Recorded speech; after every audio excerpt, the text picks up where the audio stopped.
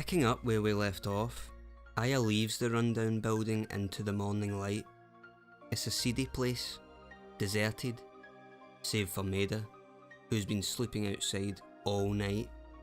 Now that's dedication. Who explains his actions with the excuse that scientists can't believe anything without proof, which is true, but the dialogue suggests that Maida is developing ulterior motives for his role in all of this. Daniel soon arrives, with due compliments on New York's now lack of traffic, and that this was no time to be sitting around. It's time to stock up and get bigger gun. And it just so happens that there is a gun store at the end of the street, opposite a pharmacy. There is probably some irony in that, but I'll leave you to decide. The door is obviously locked, but it's made of glass, so I mean you could just find a rock or a metal pole and, make a big enough hole. Oh.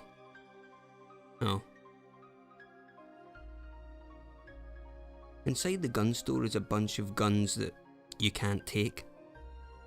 Afterwards, with a quick trip to the pharmacy across the street, with Maida getting weak-kneed at all the medication, it's time to set off. On their way through Manhattan, Maida has a hunch and asks the gang if they know of any research facility nearby, and Aya suggests Dr. Clamp's office at the museum.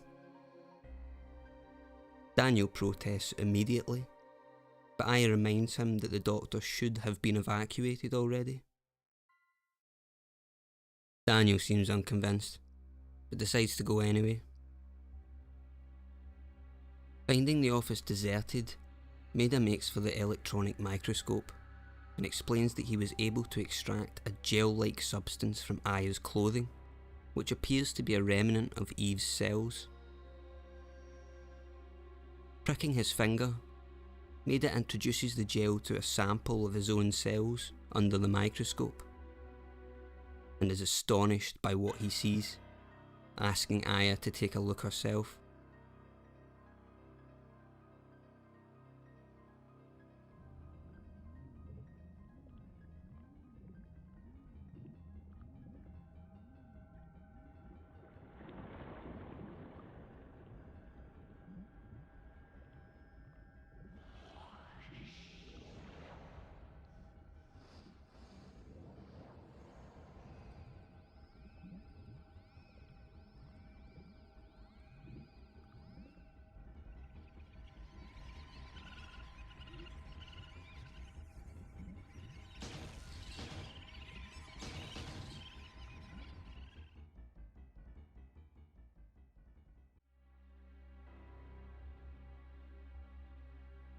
Maida explains that the evolved mitochondria known as Eve has taken over the nucleus, and that all the enemies Aya has been fighting up to this point, the beasts, are more likely a product of this.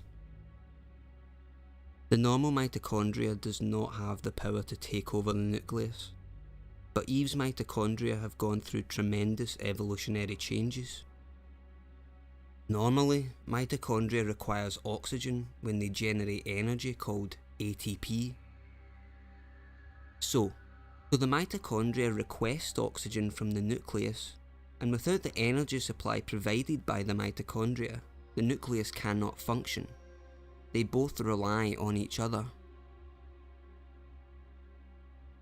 In Eve's case, Maida believes that she developed the ability to reverse the symbiotic relationship between the mitochondria and the nucleus. With what such a limited amount of her cells could do, Maida dares them to think what Eve is truly capable of. Aya pipes up amidst the exposition and asks Maida to test her cells, which could perhaps give us answers as to why Aya seems to be the only one with the ability to fight Eve, and where exactly she stands in comparison. Doing the same with Aya, Maida is, for a second time that day, Utterly astonished, he tells Aya to once again take a look.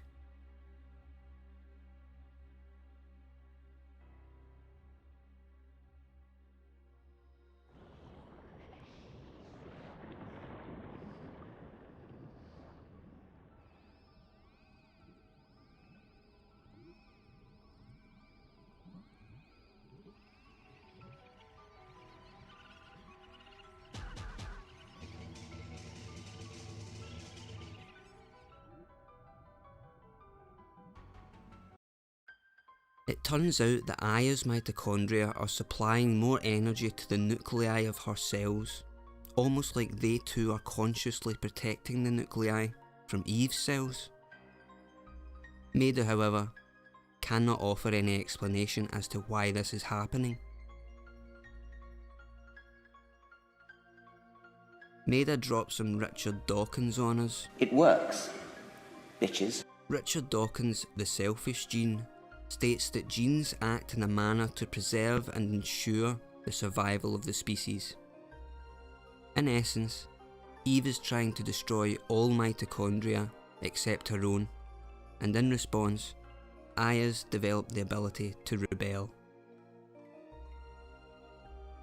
But as to why Aya seems the only one with this ability, Maida has no idea. Suddenly, footsteps from behind cut off the conversation, and an unevacuated Dr. Clamp arrives, who is rather upset about catching his lab in the act with another man. The expected tirade begins, with Clamp brandishing the occupants of the room with some harsh glib, and Daniel, having no time for his crap, begins wandering idly.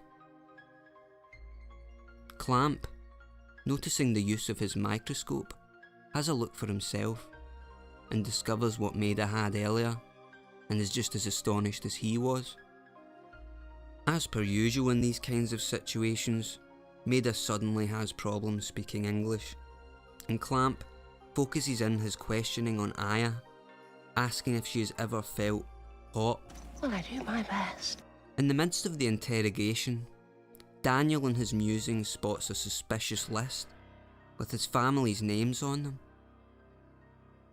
In familiar fashion, Clamp quickly shuts his mouth amidst Daniel's righteous anger, but begins to beg the questions as to why Clamp is exactly interested in these people.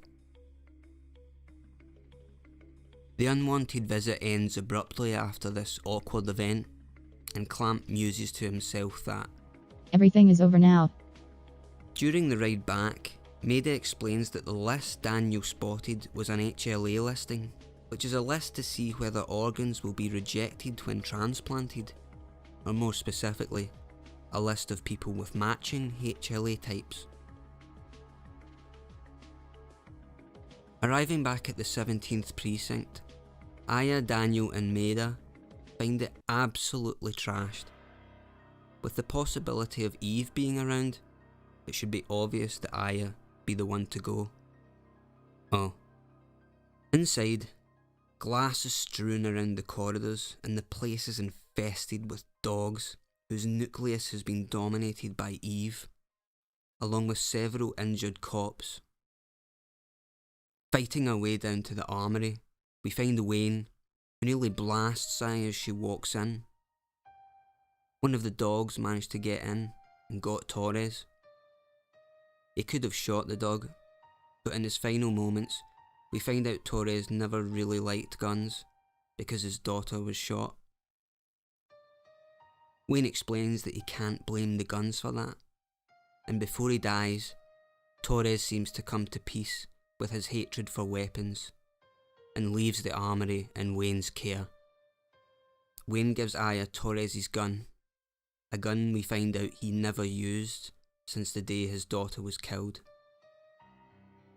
With this, we find others around the station, Warner, injured in the office room, along with an officer in the captain's office, who informs Aya that Baker went to rescue Ben. Speaking of, we find Kathy, who Daniel had asked to look after Ben at the kennels. Ben, apparently, took off after Shiva, the dog, after she had went berserk.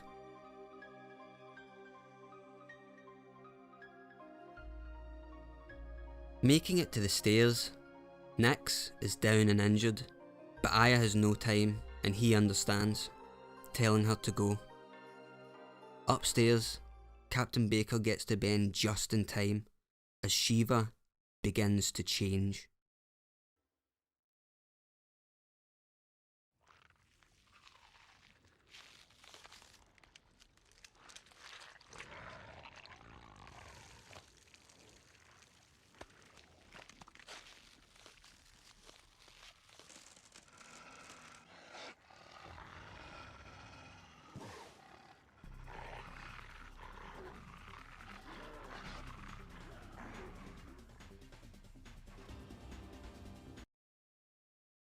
Aya enters and does battle with the mutated Shiva, eventually putting the poor dog down.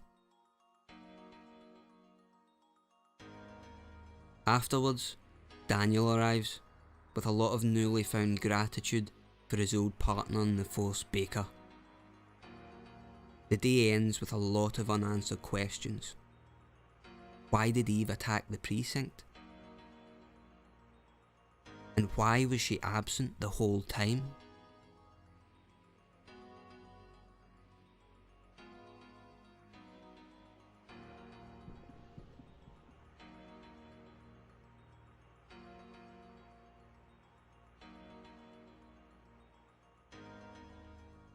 Now with Baker injured, it's now Daniel who is captain of the 17th precinct.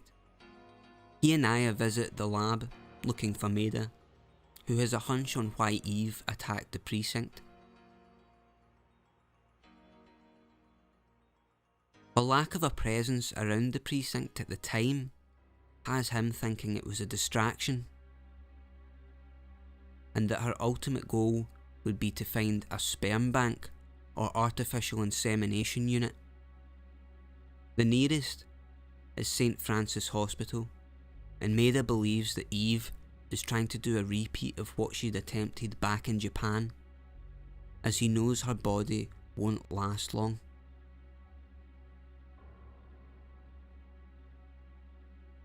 Maida and Aya make their way to the hospital, with Daniel reluctantly staying back at the precinct to get dirt on Dr. Clamp.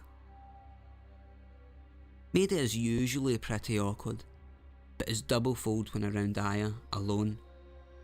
But that is quickly forgotten when he explains what happened to the so-called ultimate being. According to Maida, it died along with the scientist that was its father. Apparently, there was a rebellion. I, Lelouch v. Britannia, command you. Now all of you, die. The mitochondria passed from the father didn't connect with the ones passed from Eve, and so began to deteriorate and dissolve in the father's hands, both dying. Aya seems somewhat sympathetic, lamenting that despite the fact it was a monster, it was still the scientist's child. We arrive at the hospital. The walls, the entrance, the visions. This is quite clearly the hospital Aya has been seeing in her flashbacks. The temperature soars near the entrance, giving them positive reason to think Eve is inside. Instructing Maida to stay outside, Aya goes in.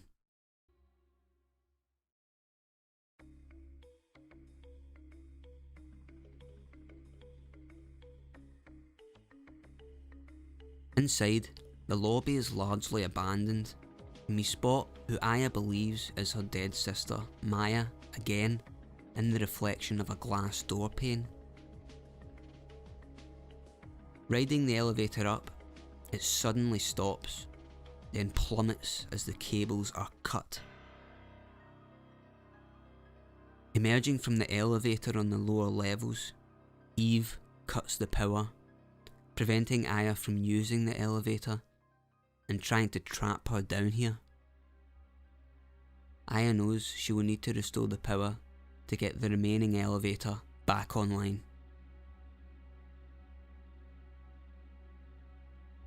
Battling through the lower levels of the hospital, around are various fuses and the blue keycard from a burnt corpse in the generator room. Eve does more damage to the building, preventing another escape route, with the visage of Maya leading Aya to the fuse box. When she arrives, and after another sighting of Maya, we get the idea that Aya still has not gotten over her sister's death, asking not to be left alone again. After finally getting the power back on, taking the lift back up and through the doors in the lobby, Aya finds herself in a familiar place, the very hospital room she keeps having visions of. But we are still no further to determining what Aya's connection to this place is. Crouching terrified behind a medical screen, a nurse examines what is behind the doors near the elevator, that behind them is the main supply of liquid nitrogen.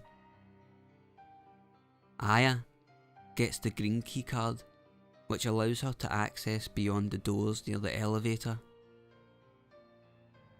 Catching another doctor near the elevator, she explains that liquid nitrogen is used mainly to stop the sperm from spoiling. Due to Eve's plan, Aya knows she has to shut off the liquid nitrogen at any cost, and the doctor just casually explains that there is a valve in the storage area that can do just that. She also informs her that the research room is located on the 13th floor. Battling her way to the valve in the storage area beyond the doors, she then takes the elevator up to the 13th floor.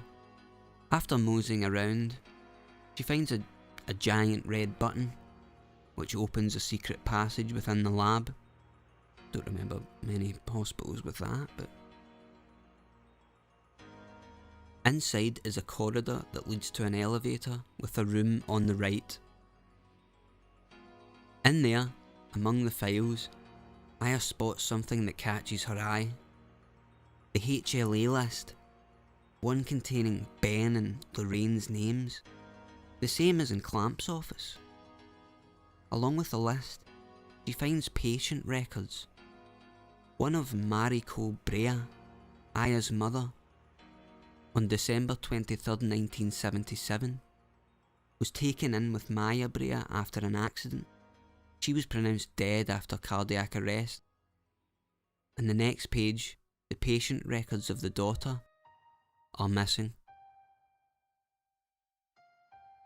Along with this, she finds the patient record for Melissa Pierce, who's almost certainly the actress whom Eve has taken over and is currently controlling.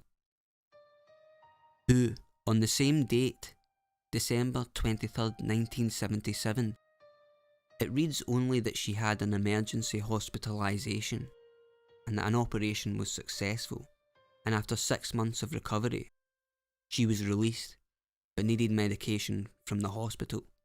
Melissa and Maya were brought into the hospital on the same day, operated on the same day. Aya doesn't want to admit it, but what Maida said about the incident in Japan might have a lot more in common with what is happening currently in New York, and Aya's family might be tied directly all up in it.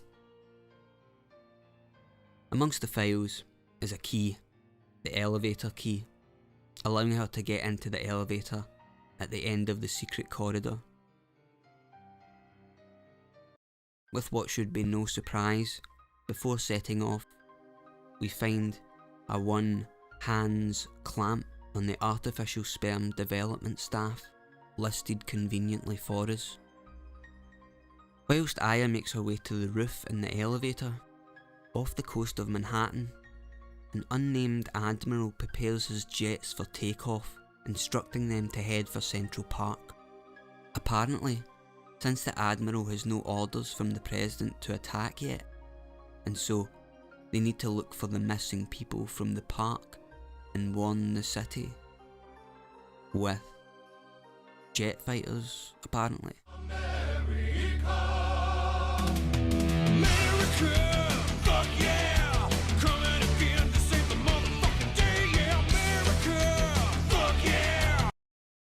Emerging out onto the roof and into a boss battle with what I call the Spider Brain, who instead of being handily defeated by Aya, ends up falling through the roof. With the immediate threat out of the way, Aya confronts Eve once again.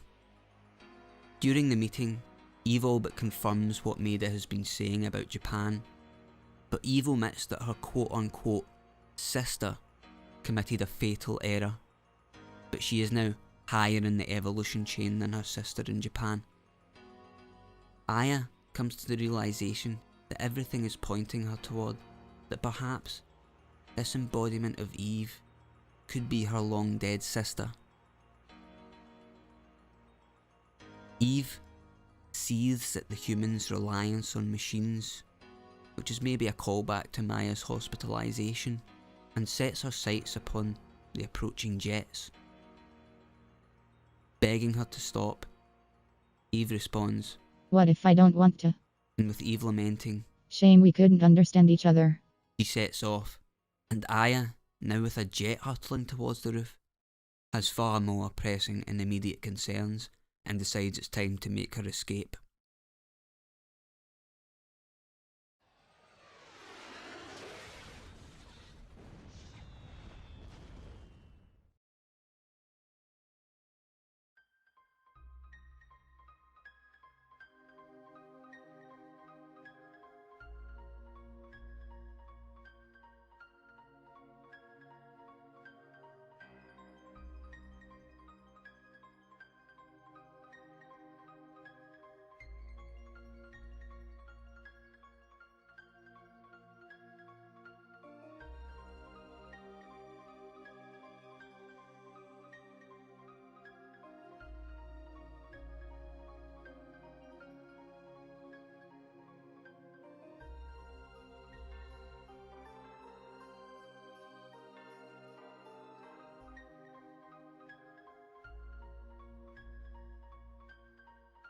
At the station, we find out Warner has some new information. It isn't new at all, but does confirm that Melissa was meeting with Clamp, who was the doctor fired for giving out the patient lists. Daniel, Aya and the rest now know that Clamp is a part of this, and is most likely working with Eve.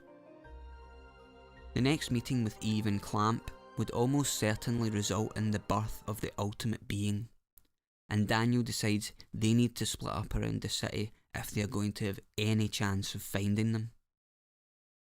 Handing out walkie-talkies, Daniel instructs them that if any of them find any trace of Eve, they should call for backup immediately.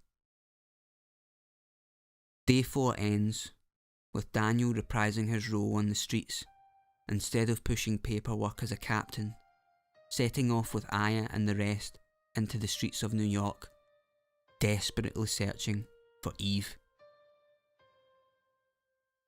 Will they find her in time? And what more is to be found out between the connection that Aya's family has